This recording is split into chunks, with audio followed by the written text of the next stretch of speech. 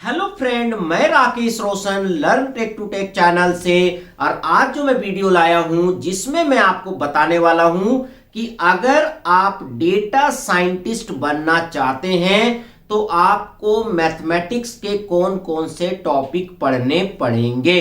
मतलब मैथमेटिक्स के कौन कौन से टॉपिक आपके क्लियर होने चाहिए, क्योंकि मैं देख रहा हूं कि बहुत सारे स्टूडेंट्स के क्वेश्चन आ रहे हैं कि सर क्या डेटा साइंटिस्ट बनने के लिए मैथमेटिक्स स्ट्रांग होना जरूरी है, और अगर हमें मैथमेटिक्स पढ़ना है तो कौन कौन से टॉपिक पे हमें कंसंट्रेट करना चाहिए। तो आज जो है मैं इस वीडियो में पूरा डिटेल डिस्कशन करने वाला हूं जिसमें मैं आपको बताऊंगा कि मैथमेटिक्स क्यों इंपॉर्टेंट है डेटा साइंटिस्ट बनने के लिए और कौन कौन से मैथमेटिक्स के टॉपिक आपको स्ट्रांग करने पड़ेंगे। तो चलिए वीडियो को स्टार्ट करने से पहले जस्ट मैं आपसे रिक्वेस्ट करता हूं कि अगर अभी तक आपने मेरे चैनल को सब्सक्राइब नहीं कर रखा है तो सब्सक्राइब कर लें और बगल में जो बेल है उसे जरूर क्लिक करें जिससे मेरे जितने भी नए वीडियोस हैं उनका नोटिफिकेशन आपको मिलता रहे। तो चलिए स्टार्ट करते हैं।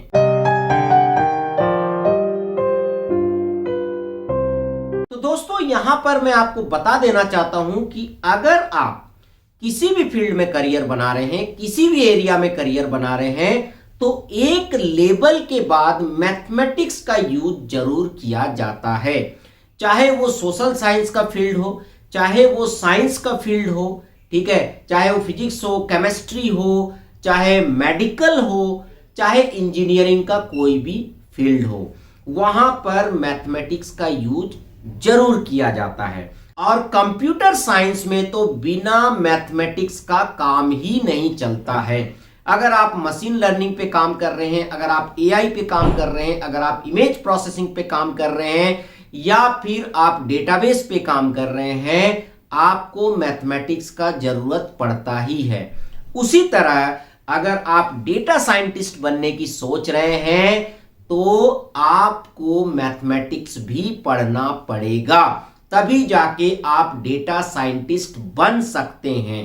ठीक है, पर यहां पर जो सबसे बड़ा कंफ्यूजन ये है स्टूडेंट्स में कि डेटा साइंटिस्ट के लिए हमें मैथमेटिक्स के कौन कौन से टॉपिक पढ़ने पड़ेंगे। मतलब मैथमेटिक्स के किस किस टॉपिक में हमें स्ट्रांग होना पड़ेगा। तो ये सारा मैं आज आपको एक एक करके बताने वाला हूं। तो यहां पर सबसे पहले तो मैं टॉपिक्स बताऊंगा कि कौन कौन से मैथमेटिक्स के टॉपिक आपको क्लियर करने हैं, मतलब आपको पढ़ने हैं अगर आप डेटा साइंटिस्ट बनने की सोच रहे हैं। देखिए, अगर आप डेटा साइंस के फील्ड में जाना चाहते हैं तो फिर आपको पाइथन, आर प्रोग्रामिंग जैसे लैंग्वेजेस तो सीखने ही पड़ेंगे, पर उसके साथ ही साथ आपको मैथमेटिक्स का भी नॉलेज होना चाहिए। अगर आपको मैथमेटिक्स का नॉलेज नहीं होगा तो आप जो है सही एल्गोरिदम नहीं लगा पाएंगे, सही फॉर्मूला नहीं लगा पाएंगे और आप जो है डेटा को एनालिसिस नहीं कर पाएंगे। तो वहां पर आपको मैथमेटिक्स की नॉलेज की जरूरत पड़ेगी। तो चलिए अभी हम क्या करते हैं, एक एक करके आपको मैथमेटिक्स के टॉपिक बताते हैं जो आपको स्ट्रॉन्ग करना है। तो सबसे पहला है लीनियर अलजेब्रा। ठीक है, तो आपको लीनियर अलजेब्रा पढ़ना पड़ेगा। उसके बाद आपको कैलकुलस पढ़ना पड़ेगा। ठीक है, अभी मैं वहां पर भी आऊंगा कि लीनियर अलजेब्रा में क्या क्या पढ़ना है, ठीक है, और कैलकुलस में क्या पढ़ना है।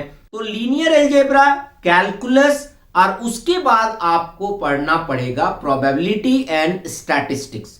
ये काफी इंपॉर्टेंट है। मतलब अगर आपका स्टैटिस्टिक्स क्लियर नहीं है तो आप डेटा साइंस के फील्ड में नहीं जा सकते हैं। आपको डेटा साइंस के लिए स्टैटिस्टिक्स तो क्लियर करना ही पड़ेगा, उनके टॉपिक्स आपको क्लियर करने पड़ेंगे। उसके बाद नेक्स्ट आता है डिस्क्रीट मैथ। आप लोगों ने बीसीए में, एमसीए में, फिर बीटेक में किसी भी तरीके का अगर आपने कोर्स किया होगा कंप्यूटर साइंस से रिलेटेड तो आपने जरूर डिस्क्रीट मैथ पढ़ा होगा।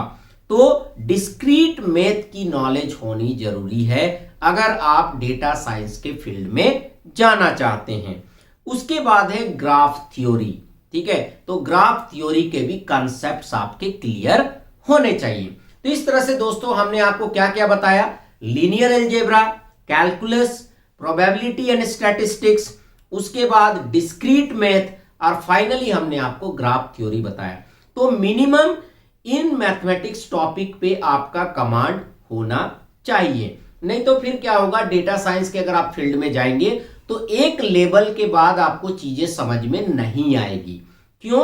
क्योंकि मशीन लर्निंग के जब एल्गोरिथम्स लगेंगे वहां पर, तो वहां पर इन टॉपिक्स का जरूरत पड़ेगा, उसके बिना काम नहीं चलने वाला है। तो इसलिए अगर आपको डेटा साइंटिस्ट बनना है तो आप मैथमेटिक्स के इन टॉपिक को पढ़ना स्टार्ट कर दें। और मैं आपको बता दूं कि ज्यादा टफ नहीं है, यहां पर आप चाहें तो इन टॉपिक्स को क्लियर कर सकते हैं, इन टॉपिक्स को आप पढ़ सकते हैं। ठीक है, अब हम आते हैं कि लीनियर अलजेब्रा में जनरली आपको क्या क्या पढ़ना है। वैसे तो आपको लीनियर अलजेब्रा पूरा पढ़ना चाहिए, फिर भी जैसे वेक्टर है, मैट्रिक्स है, इन सब का यूज जो है डेटा साइंस में ज्यादा होता है। ठीक है, जैसे मैट्रिक्स ट्रांसफॉर्मेशन है, वेक्टर है, तो ये सब चीजें यूज होते हैं डेटा साइंस में। ठीक है, उसके बाद आते हैं कैलकुलस। तो कैलकुलस में आपको जो है डिफरेंशियल कैलकुलस है, इंटीग्रल कैलकुलस है, मैक्सिमा है, मिनिमा है, तो इन सब चीजों की जरूरत पड़ेगी जब डेटा को आप एनालिसिस करेंगे, जब डेटा के ऊपर कुछ फॉर्मूला लगा के आप कुछ इंफॉर्मेशन एक्सट्रैक्ट करना चाहेंगे, तो उस केस में आपको मैक्सिमा, मिनिमा जैसे टॉपिक्स का यूज करना पड़ेगा। ठीक है, उसके बाद अगर डिस्क्रीट मैथमेटिक्स की बात करें, आपके मन में आ रहा होगा कि ये डिस्क्रीट मैथ किस लिए यूज होता है। एक्चुअली डिस्क्रीट मैथमेटिक्स को यूज किया जाता है किसी भी ऑब्जेक्ट को स्टडी या फिर डिस्क्राइब करने के लिए। और जैसे कि आपको पता है डेटा साइंस में तो हम जनरली यही काम करते हैं, डेटा को स्टडी करते हैं, डिस्क्राइब करते हैं और उसके बाद हम कुछ कंक्लूजन निकालने की कोशिश करते हैं या फिर इंफॉर्मेशन डिस्कवरी करते हैं। ठीक है, तो ये जो डीएम है या फिर जिसको डिस्क्रीट मैथ बोलते हैं, ये भी आपका स्ट्रांग होना चाहिए। पर यहां पर डिस्क्रीट मैथ में और भी टॉपिक्स आपको करने पड़ेंगे, जैसे इंडक्शन है, रिकर्सन है, लॉजिक है, इनवेरिएंट्स हैं। तो ये सब कुछ ऐसे टॉपिक है जो कि आपको डिस्क्रीट मैथ में करने पड़ेंगे। तो यहां पर अब आपको ओवरऑल थोड़ा सा आइडिया हो गया होगा कि अगर आप डेटा साइंस के फील्ड में जाना चाहते हैं, डेटा साइंटिस्ट बनना चाहते हैं, तो आपको इन टॉपिक्स पे कमांड रखना पड़ेगा। तो यहां पर अगर आप मैथमेटिक्स के स्टूडेंट हैं तब तो ये सारे टॉपिक आपने पढ़े होंगे, 11th में पढ़े होंगे, 12th में पढ़े होंगे या फिर ग्रेजुएशन में पढ़े होंगे। पर किसी कारण से आपने इन टॉपिक को नहीं पढ़ा है तो भी आप पढ़ सकते हैं, बहुत ज्यादा टफ टॉपिक्स नहीं है। अगर आप आज से भी पढ़ना स्टार्ट करेंगे तो विद इन 6 मंथ आप इन टॉपिक्स पे कमांड कर सकते हैं। पर आप देखिएगा कि ये जो टॉपिक्स हमने आपको बताए हैं, ये जनरली मैंने देखा है कि कॉमर्स के भी स्टूडेंट पढ़ते हैं, साइंस के भी स्टूडेंट पढ़ते हैं और उनके सब्जेक्ट में ये टॉपिक्स होते हैं।